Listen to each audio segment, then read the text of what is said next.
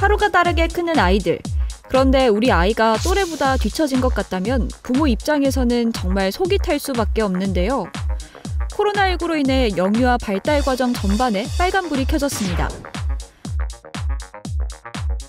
서울시와 대한청소년 정신의학회가 실시한 코로나19 이후 영유아 발달 실태 조사 결과에 따르면 어린이집에 다니는 0세에서 5세 456명 중 3분의 1인 152명이 발달 지연에 해당했고 지속적인 관찰이 필요한 아동은 67명으로 나타났습니다. 그리고 발달 지연 아동을 분야별로 살펴보면 전반적인 발달 지연이 83명으로 가장 많았고 다음은 정서적 발달 지연, 언어 발달 지연, 사회성 발달 지연, 감각 통합 발달 지연 순으로 나타났습니다. 성인과 달리 영유아 시기에는 각 영역의 발달이 서로 영향을 미치기 때문에 발달 지연을 보이는 경우 무엇보다 빠른 진단과 치료가 중요한데요. 오늘 건강한 옵쇼에서는 아동 발달 지연과 치료법에 대해 알아봅니다. 아동 발달 지연에 대해서 저희가 알아볼 텐데 대부분의 이제 학부모들은 코로나19 동안 아이들이 학교를 잘 안 다녔기 때문에 한 3년 동안 집단 생활의 규칙을 내면화 했을까? 그런 질문을 저도 여러 번 했었는데 아동 발달 지연, 선생님 어떤 의미입니까? 네, 아동 발달 지연이란 말 그대로 해당 연령에서 성취해야 될 발달을 성취하지 못하고 또래 친구들보다 뒤처져 있는 경우를 말하고 있는데요. 그래서 혹시나 우리 아이가 또래보다 조금 뒤처져 있는 것 같거나 조금 다른 모습을 보인다면 발달 지연을 의심해 봐야 합니다. 네, 근데 이제 발달 지연인지 아닌지 확인할 수 있는 그런 항목들이 있을 것 같아요. 그냥 이제 느낌으로만 얘가 늦는 것 같다 그런 건 아니잖아요. 그렇죠? 네, 맞습니다. 그래서 아이의 발달 지연이 의심될 때는 기본적으로 체크해 봐야 할 사항들이 있습니다. 아이의 발달은 크게 언어, 인지, 운동, 사회성, 자조기술 이렇게 5가지 영역으로 나누어 볼 수 있는데요. 언어 영역의 경우 정보를 이해하는 수용 언어와 자신의 감정을 전달하는 표현 언어로 구분이 될 수 있고요. 인지 능력은 아동의 지적 능력을 의미하고요. 대소근육 영역은 아이의 운동 능력을 의미합니다. 또 추가로 사회성 영역은요. 타인과의 상호작용과 관련된 능력을 의미하고요. 또 자조기술 영역은 손 씻기, 옷 입기 등 일상생활의 기본 생활을 독립적으로 행하는 능력을 의미합니다. 이렇게 뭐 5가지 영역이 있는데 그러니까 말을 알아듣고 내 의사를 잘 표현하고 이게 언어 능력인데 저도 제대로 하고 있는지 갑자기 저도 반성. 자신이 없네요. 아까 막 조근육, 대근육 나왔잖아요. 내 근육들이 근육이 거기다 그 공감 능력까지 다 포함하고 있는 그 종합적인 판단이 필요한 것 같은데요. 그래서 아마 부모님들이 아이들을 더 관찰하셔야 되는데 발달 치료, 보통 발달 지연에 대한 치료는 이르면 이를수록 좋다 이런 얘기들이 좀 있더라고요. 네, 맞습니다. 그래도 뭐 지금의 부모님들이 어렸을 때만 해도 발달 치료라는 개념이 많이 생소했잖아요. 또 우리의 부모님들은 경제활동 때문에 너무나 바쁘기도 하셨고요. 그리고 그때는 형제 자매들이 여럿이 있었기 때문에 자연스럽게 말이 늦더라도 형제들로부터 언어를 습득할 수 있었어요. 그래서 뭐 조부모님들이 이렇게 말씀하시잖아요. 기다리면 된다. 우리 애 아빠도 좀 늦었었다. 이런 식의 대화를 많이 하시는데요. 사실상 아이들의 발달을 위한 치료는 빠르면 빠를수록 좋습니다. 지금은 만 3세 이전에 치료를 시작해야 가장 효과적이라는 연구들이 많이 나오고 있습니다. 그래서 예전에 비해 또래 아이들의 발달 속도가 너무 빠르기 때문에 빨리 도움을 주지 않으면 격차는 점점 벌어지게 되겠죠. 네, 그러니까 만 3세, 만 3세. 제가 그러니까 만 4세죠. 근데 그때까지 말을 거의 못 해가지고 그러니까 그런 얘기를 많이 들었어요. 늦댄다고. 그러니까 제가 첫째였기 때문에 첫째들은 말이 늦대 막 그랬는데 요즘에는 또 아이들이 형제가 없으니까 더 걱정이 많이 되겠네요. 그러면 여러 프로그램들이 있겠어요. 네, 맞습니다. 발달센터에서는 운영하고 있는 여러 프로그램 등이 있는데요. 앞서 말씀드린 발달 영역 중에서 도움이 필요한 영역을 채워줄 수 있는 치료 프로그램을 선택하시면 되는데요. 선택에 어려움이 있으실까 봐 제가 간단하게 설명을 해드리겠습니다. 먼저 언어 치료 같은 경우는요. 다양한 교구들과 편안한 분위기 안에서 언어적 자극을 주어서 아동들이 자연스럽게 언어를 터득하도록 합니다. 또 뭐 음악 치료나 미술 치료 같은 경우는요. 언어적으로 표현이 어려운 아동들을 위해서 음악이나 미술 같은 비언어적인 치료 도구를 사용해서 아이의 니즈를 발달시킵니다. 또 뭐 감각통합 치료 같은 경우는요, 다양한 감각들의 조직화를 촉진화해서요, 네. 대근육, 소근육, 감각, 지각, 인지 기능을 통합적으로 향상시키고 있습니다. 또 뭐 마지막으로 사회성 그룹 또는 짝치료라고 부르는 프로그램인데요. 네. 이 치료는 또래 아이들과 어울리기 어려워하는 아동들을 위해서 사회적인 언어 기술과 사회적인 행동을 습득할 수 있도록 도와주고 있습니다. 네. 네, 언어, 음악, 미술, 감각, 또 사회성 정말 하나하나 다 필요한 건데 이렇게 들으니까 잘 모르겠어요. 잘 모르시겠죠? 그렇죠? 네. 저희가 속 시원하게 백문이 네. 불여 일견입니다. 영상으로 준비를 했습니다. 만나보시죠. 아동의 발달 치료는 어떤 영역에 지연이 있느냐에 따라 달라집니다. 먼저 언어 치료는 말 더듬이 있는 아동, 언어 발달 지체 아동, 그리고 또래보다 말이 6개월에서 1년 이상 늦은 경우 조기 치료의 효과가 높습니다. 그리고 음악 치료와 미술 치료는 말로써 자신의 감정이나 경험을 표현하기 어려워하는 아동, 자폐성 아동, 주의력 결핍 과다 행동장애 아동이 대상인데요. 특히 음악 치료는 전반적인 분야에서 향상이 필요하지만 음악에 반응하는 아동. 미술 치료는 스트레스 증후군, 불안함, 적응에 어려움을 겪는 아동의 발달을 향상시킵니다. 마지막으로 작업 치료 및 감각 통합 치료는 소근육 힘이 부족한 아동, 글씨 쓰기 시 좌우 또는 상하 반전을 혼동해 학습에 어려움이 있는 아동, 옷 입기, 밥 먹기 등 일상 활동이 어려운 아동의 다양한 감각을 촉진시킵니다. 혹시 우리 아이의 발달 지연이 의심되시나요? 그렇다면 하루라도 빨리 치료를 시작해야 아이의 가능성을 극대화시킬 수 있다는 거 꼭 기억하세요. 네, 이 중에서 선생님이 이제 음악 치료가 더 전문이시니까 음악 치료 같은 경우에는 뭐 음악에 소질이 없거나 있거나 이렇게 상관이 없는 거죠. 치료니까요. 네, 맞습니다. 보통 많은 사람들이 음악 치료라고 생각하시면 음악을 네. 듣고 뭐 악기 연주하고 스트레스 풀고 이 정도로 생각을 하시잖아요. 네, 물론 이러한 활동들도 진행을 하고 있습니다.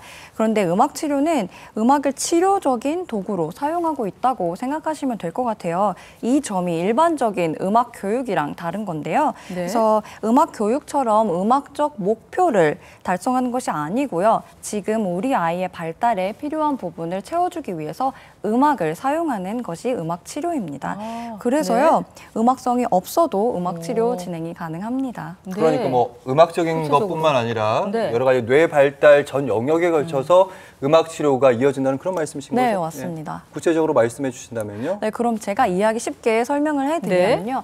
만약에 우리 아이가 언어 발달에 지연이 조금 있다. 그러면 음악을 통해서 아이의 말하는 속도에 맞춰서 노래를 부르고 네, 그렇게 되고 또 아니면 같은 멜로디의 노래에서 단어를 여러 가지 단어를 넣어가면서 새로운 단어도 어렵지 않게 습득할 수 있도록 하고 있습니다.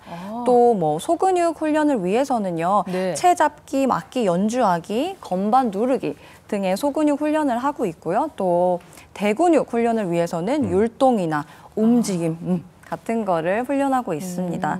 또 뭐 인지 능력이나 청각 주의력을 위해서는 선생님이 연주한 거 외워서 따라하기, 또 특정 소리 맞추기 등을 진행하고 있습니다. 또 한 가지 더 말씀드리면요. 네. 아이의 자기 통제력을 위해서는 뭐 박자나 리듬 같은 음악적 요소를 치료적인 도구로 사용하고 있습니다. 네, 정말 분야별로 이렇게 전문가가 필요할 수밖에 없는 그런 느낌이 드는데 그러면 이제 집안에서 이제 부모하고 아이하고 같이 이렇게 간단하게 놀이처럼 할 수 있는 그런 치료법은 없을까요? 네. 네. 그래서 제가 오늘 집에서 할 수 네. 있는 간단한 방법을 준비해 봤는데요. 일단 악기 없이 손뼉으로도 아이의 통제력을 증진시킬 수 있고요. 네. 또 부모와 상호작용을 증진시킬 수 있고요. 네. 그다음에 수적, 인지 능력까지 네. 향상시킬 수 있는 것을 준비해 봤습니다. 보여주세요. 손바닥은 뭐 음이 없잖아요. 예. 네. 의미가 없다는. 네. 아, 의미 없다. 도레미파솔이 의미 없잖아요. 그렇죠, 네. 그렇죠. 맞네요. 네. 네. 네, 그래도 저희가 엄마와 아이가 숫자를 정해놓고요. 그 정해진 숫자만큼 박수를 치면 되는데요. 네. 음 없이 박자라고 생각하시면 될 것 같아요. 그래서 그렇군요. 만약에 네. 3이라는 숫자를 정했다면 하나, 둘, 셋, 멈추기. 이렇게 못 따라하는 사람이 있어요, 지금. 저 하나, 사실 둘, 셋 놓쳤어요, 했는데. 타이밍. 그럼 네. 만약에 5을 정했다면 하나, 둘, 셋, 넷, 5, 멈추기. 네. 이런 식으로 아이의 통제력을 증진시킬 수 있고요. 또 네. 아이랑 엄마랑 눈을 마주치고 같은 행동을 하기 때문에 예. 상호작용에도 아주 효과가 좋습니다. 이렇게 박수치기만 해도 옛날에 막 이렇게 박수 치는 것만 해도 건강에 좋다고 그래서 어르신들 막 박수 많이 치고 그러잖아요. 근데 이렇게 이제 박수 손뼉으로 하는 게 있고 또 악기를 이용하는 거가 또 있지 않을까요, 선생님? 네, 이번에는 간단한 네. 악기를 준비를 해봤는데요. 자, 이번에는 실로폰입니다. 실로폰을 이용해서 시각 주의력, 청각 주의력, 그리고 나아가 단기 기억력 향상에 도움이 되는 액티비티를 준비를 했습니다. 아이들은요, 음정을 듣고 기억하기에는 좀 어려움이 있기 때문에 실로폰을 이렇게 잘 보여주세요. 이렇게 색깔의 건반을 가진 실로폰을 주비해 주시는 게 좋습니다. 그러니까 소리를 잘 못 알아들을 경우에 색깔로 구별할 수 있게 이렇게 색별로 다 음마다 색깔이 다르군요. 만지고 싶어요. 아이 입장이라면 그럴 거예요. 네, 맞습니다. 네, 그래서 제가 말씀드리고 싶은 활동은 먼저 엄마가 한 3개 정도의 건반을 연주해 보세요. 그다음에 아이가 맞습니다. 아이가 그대로 따라하게끔 하면 되는 건데요. 그래서 만약에 아이가 3개의 건반을 잘 따라했다 그러면 5개 정도로 늘리셔도 돼요. 뭐 이런 식으로 맞습니다. 자기도 모르게 계산하게 되고 내가 음이 맞나 그런 뇌적 지적 활동이 훅 이루어지네요. 네, 맞아요. 그리고 시각적으로 엄마가 친 거를 기억하게 되는 거죠. 네, 엄마가 한 번 치고 아이가 따라하고. 네, 맞습니다. 그래서 만약에 초기에는 도레미 같이 순차적인 음계를 사용하시면 되고요. 만약에 아이가 잘 따라한다 그러면 이런 식으로 비순차적인 음계를 사용하시면 약간 불협화음처럼. 비순차적인 음계. 올라갔다 내려가는. 그렇죠. 올라갔다 도미파가 아니라 도파미 뭐 이런 느낌. 순차적으로 가면 너무 쉬우니까요. 이제 약간의 어려움을 주는 재미도 거죠. 주고 장벽도 주고. 맞습니다. 그렇군요. 이렇게 뭐 치료하면은 금방 아이가 좋아지면 좋겠는데 우리 아이가 그냥 내일 바로 천재야 이렇게 좋아지면 좋은데 이게 시간이 걸리잖아요. 맞습니다. 뭐든지 시간이 걸립니다. 이제 시간이 좀 많이 걸리죠. 아동의 치료는 발달은 또 마라톤이다 이런 얘기도 또 있더라고요. 네, 맞습니다. 안타깝게도 아이마다 발달 상황이 너무 다르기 때문에 정확한 치료 기간은 말씀드리기가 좀 어려운데요. 정말 몇 회기 만에 좋아지는 아동도 있고 몇 개월 동안 꾸준히 조금씩 좋아지는 아동들도 있습니다. 또 아이와 치료사의 라포 형성을 위해서도 약 3주 정도 시간이 걸리고요. 아이의 환경 변화, 심리적인 변화 등으로 치료 도중에도 침체기가 오곤 합니다. 그래서 저희가요, 아이들이 계단식으로 성장하고 있다고 표현하는데요. 눈에 띄게 성장했다가 또 침체기가 왔다가 또 눈에 띄게 성장하기 때문에 어머님들 또 아버님들 인내심을 많이 가지고 기다려주시는 게 좋습니다. 그래도요, 제가 확실하게 말씀드릴 수 있는 거는 조기에 빠르게 개입할수록 또 주 2회 이상 여러 번 치료를 받을수록 더 빨리 효과가 나타난다는 겁니다. 빠르게, 이르게. 뭐 영어, 수학을 공부를 하면 이렇게 쭉 성적이 올라가면 좋은데 꼭 계단식이 있어. 안 느는 이 구간에 엄마도 힘들고 아이도 힘들고 얼마나 지치잖아요. 알면서도 사실은 극복하기 쉽지가 않은데 부모 입장에서. 그래서 이제 좋은 치료사를 만나는 것도 중요하다 이런 말씀이신 거죠? 네, 맞습니다. 좋은 치료사를 만나는 거 너무 중요한데요. 근데 이 부분이 굉장히 조심스러워요. 그래도 조금의 팁을 드리자면요.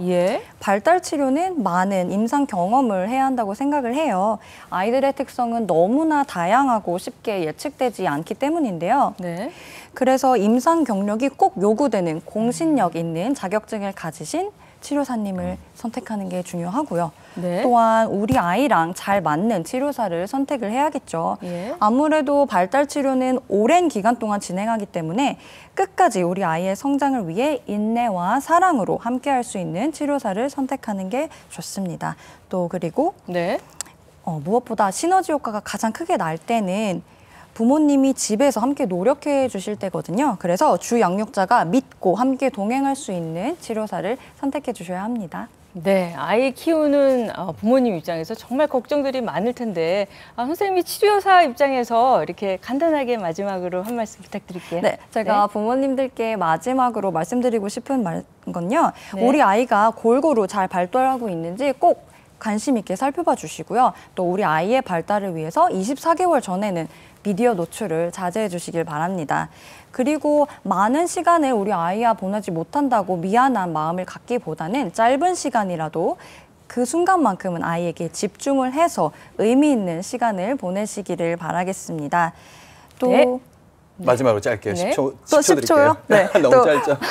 우리 아이의 발달 지연이 의심이 된다면요. 하루빨리 전문가를 찾아가시길 추천해 드리고요. 또 늦게 발견했더라도 함께 해주시는 치료사분들이 있으니까 끝까지 포기하지 않으시기를 바라겠습니다. 네, 오늘 음악치료사 배지혜 선생님과 함께했습니다. 선생님 감사합니다.